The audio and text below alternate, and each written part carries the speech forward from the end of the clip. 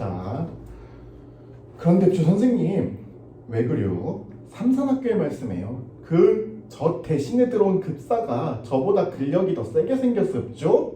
급사는 말하자면은 거기서 심부름꾼 하는 말하자면 그 학교에 있는 여러 가지들을 시중을 들고, 그리고 선생님들 시중도 들고, 학교에 뭐 운동회가 있다고 하면은 거기에서 뭐 줄도 긋고 학생들 교통도 지도하고 이랬던 학교 안에 심부름꾼을 얘기를 합니다. 나는 그 사람을 보지 못해서 모르겠어 하니 그는 은근한 말소리를 희죽거리며 제가 또 거길 들어가 볼랍쇼 운동을 했죠 한다. 아니 어떻게 운동을 하오? 그까짓 거 날마다 사무실로 갔죠. 다시 써달라고 졸라댔죠. 그랬더니 새 급사라는 녀석이 저보다 크기도 무척 큰데쇼.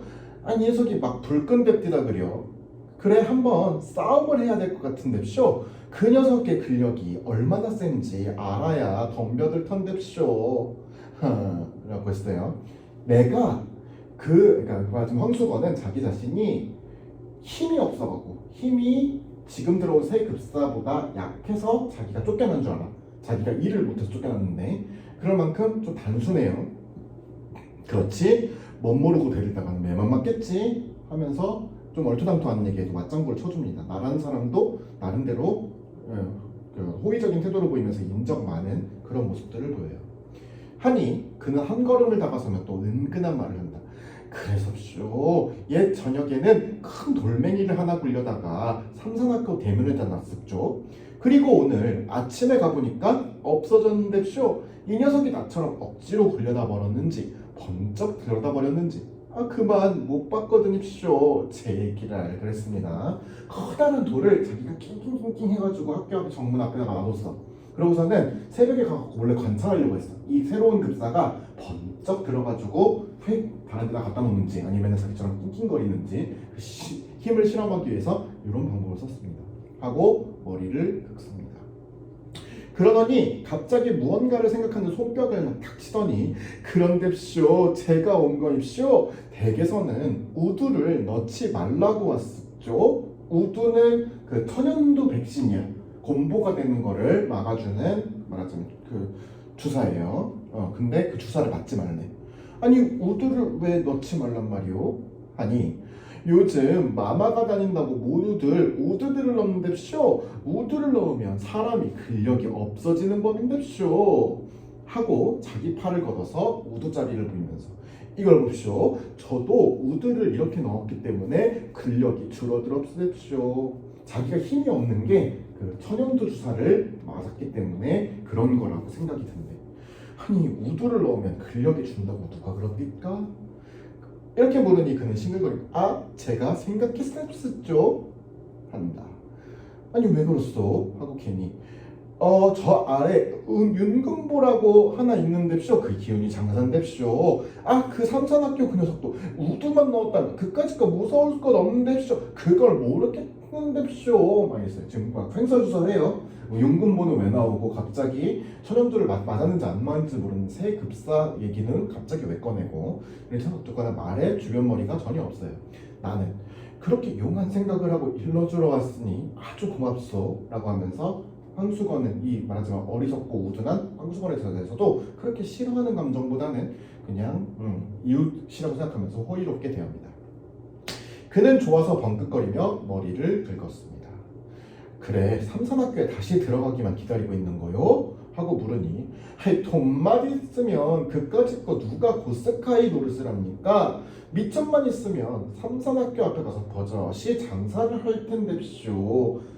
고스카이도 말하자면은 용인, 그러니까 말하자면은 데려다 쓰는 사람 인부를 얘기하는 거고 버젓이는 버젓이를 말하는 거죠. 무슨 장사? 방학 될 때까지 참이는 참외고 참마 장사도 하고쇼. 가을에는 군밤 장사, 외떡 장사, 습자지, 도화지 장사를 막 합죠. 삼산학교 학생들이 저를 어떻게 좋아하겠쇼. 저를 선생들보다 낫게 치는데쇼 라고 했어요. 당연히 이런 약간 우둔하고 약간 어디가 좀 모자라 보이는 이런 사람은 그 학생들이 거기 다니는 학생들이 바보 황수건이래요 바보 황수건이래요 하면서 졸졸졸 쫓아내면서 막 놀리고 막 이랬을 거 아니야. 그걸 자기 자신이 인기가 되게 많다고 생각을 하는 거야. 나는 이렇게 학생들이 너무 좋아하는 사람이다라고 막 생각을 하는 거지. 허세도 있고요. 좀 약간 웃긴 대목이에요. 나는 그날 그에게 돈 3원을 주었습니다. 그의 말대로 삼산학교 앞에 가서 버젓이 참외 장사라도 해보라고. 그리고 돈은 남지 못하면 돌려오지 않아도 좋다고 하였습니다. 그는 돈 3원에 덩실덩실 춤을 춰주고선 뛰어나갔습니다. 그리고 그 이튿날 선생님 잡수시라고쇼 하고 나 없는 때 참외 사개를 갖다 두고 갔습니다. 나에 대한 어떤 보답의 의미였겠지. 참외 세개는 자기가 너무 고마움을 표현하고자 참외를 갖다 놨습니다. 그러고는 온 여름 동안 그는 우리 집에 얼씬도 하지 않았습니다. 들으니 참외 장사를 해보긴 했는데 이내 장마가 들어 미천만 까먹었고 또 그까짓 것보다 더 한 가지 놀라운 소식은 그의 아내가 달아났다는 것입니다. 저희끼리 금슬은 괜찮았건만 동서가 못 견디게 굴어서 달아나는 것이라고 해요. 남편만 남 같으면 따로 살린다는 날이나 기다리고 살 것이지만 평생 동서 밑에 살아야 할 신세를 생각하고 달아난 것이라고 합니다. 요런 맥락의 문단을 뭐라고 그러냐면 요약적 제시라고 불러요. 뭐냐면 다른 사람한테 전해 들은 말 같은 것들을 이렇게 자기식대로 짧게 표현해버리는 거예요. 압축해서. 어떤 표현인지 알겠지? 그런데 요 며칠 전이었다. 밤인데 달포만에 수건이가 우리 집을 찾아왔다. 웬 포도를 큰 것으로 대여송이를 종이에 싸지도 않고 맨손에 들고 오는 것이었다. 그는 벙긋거리며 선생님 잡수시라고 사왔었죠 하는 때였다. 웬 사람이 하나가 날쌔게 그의 뒤를 따라 들어오더니 다짜고짜 수건이의 멱살을 꽉 움켜쥐고 끌고 나갔습니다. 수건이는 그 우둔한 얼굴이 새하얗게 질리며 꼼짝 못하고 끌려 나갔지요 라고 했어요. 뭐야? 세벼오다가 걸린 거지, 그치? 훔쳐온 거예요. 그래서 봉투에 담지도 않고 이렇게 송이째 5송이 정도를 들고 온 거였지. 나는 수건이가 포도원에서 포도를 훔쳐온 것을 직각하였습니다. 바로 깨달았다는 것 뜻이지. 쫓아가서 매를 말리고 포도값을 물어주었죠. 포도값을 물어주고 보니 수건이는 어느 팀에 사라지고 보이지 않았습니다. 되게 부끄러웠나 봐. 나는 그 5송이의 포도를 탁자 위에 얹어놓고 오래 바라보며 아껴 먹었습니다. 그의 은근한 순정의 열매를 먹듯 하나를 가지고도 오래 입안에 굴려보며 먹었습니다. 바로 어제였습니다. 문 안에 들어갔다는 것은 사대문 안, 그치? 지금 일제강점기니까 시내를 말해요. 동대문, 서대문, 남대문, 북정문. 불빛 없는 성북동 길 위에는 밝은 달빛이 깁을 깐 듯하였습니다. 뭔가 서정적이고 무언가 약간 슬프고 어떤 부분은 애잔하고 어떤 부분은 조금 은은한 그런 느낌도 나는 어떤 날이었어. 제목이 달밤이기도 하고요.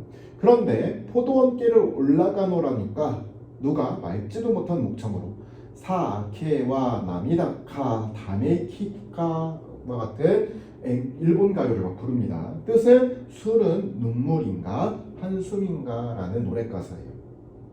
자기의 삶을 대변하고 있지, 그지? 이게 막 자기 삶이 눈물에 가득 차 있고 한숨을 지우는 날이 많고, 그러니까 황수건의 힘들고 팍팍한 삶, 뭔가 일제강점기 보통 사람들한테 적응을 잘 못하는 그런 삶인 것 같아요. 를 부르며 큰 길이 좁다는 듯 휘적이며 내려왔습니다. 보니까 수건이 같았어요. 나는 수건인가 하고 아는 체 하려다가 그가 나를 보면 무안해할 일이 있는 것을 생각하고 뭐였을까요? 그 포도를 서리하다가 포도를 훔치다가 걸렸던 일이지. 휙 길 아래 내려가서 나무 그늘에 몸을 감추었습니다. 나름대로 황수건에 대한 배려심이 돋보이는 나예요. 그는 길은 보지도 않고 달만 쳐다보면서 노래는 그 이상은 외우지도 못하는 듯 첫 줄 한 줄만 되풀이하면서 전에는 본 적이 없는데 담배까지 뻑뻑 피면서 지나갔습니다. 달밤은 그에게도 유감한 듯 보였습니다. 뭐예요? 그 달이 은은하게 비치는 달밤마저 황수건을 비치는 모습이 좀 측은해 보였다. 어딘가 애처로워 보였다. 뭐 이런 거죠. 그죠? 1번 윗글에 대한 설명으로 적절한 것은 답은 몇 번이었을까요?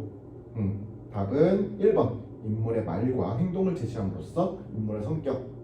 착하고 순수하고 맑은데 어디 한 군데는 좀 우둔하고 어리석은 데가 있는 황수건이라는 인물을 쭉 보여주고 있었습니다. 굽쇼 약간 이런 말투는 그냥 황수건만의 말투예요? 아니면 뭐뭐 하굽쇼라고 하는 거는 일제 강점기 말 그때 시대에 사람들이 많이 썼던 높임법이라고 봐야 되겠지. 이 사람이 어리석어서 이런 어미를 썼다기보다는 자기가 자기보다 지체 높은 사람한테 곱쇼라고 한 거지. 그렇지만 뭐뭐 하는데 말이죠, 뭐뭐 하굽쇼 같은 이런 말투가 계속 되게 짤막짤막하게 반복하게 나오잖아. 그러면서 주는 효과는 황수건이 좀 어눌하게 말한다, 좀 바보스럽다라는 건 알려주기는 하지. 실제로 썼던 거예요? 그치.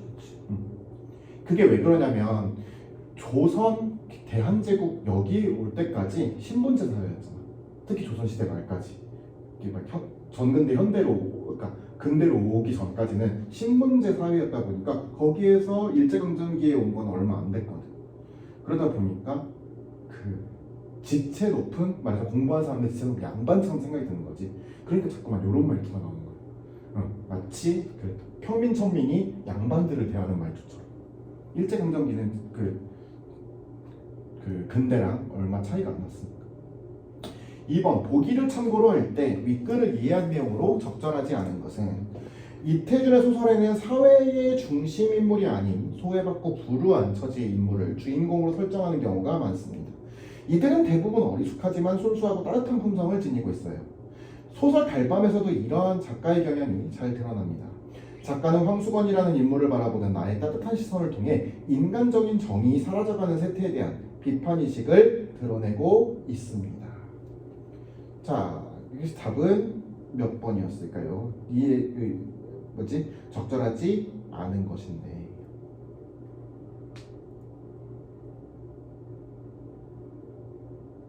자, 어쨌든 착하고 순수하다라는 쪽으로 그런 어떤 조금 평범한 사람들, 평범에 좀 미친 사람들에 대해서 긍정 어린 시선을 갖고 있었던 거잖아, 작가는. 황수건을 미워하거나 황수건이 되게 부적응자, 세태에 적응하지 못하는 문제야, 이런 식으로 치부하진 않았거든. 그러면 답은 5번에 있겠죠. 그렇죠? 달밤에 노래를 부르는 황수건의 모습 속에서 세태에 적응하지 못하는 인물에 대한 작가의 비판이라기보다는 안타까움, 연민, 이런 것들이 녹아 있었습니다.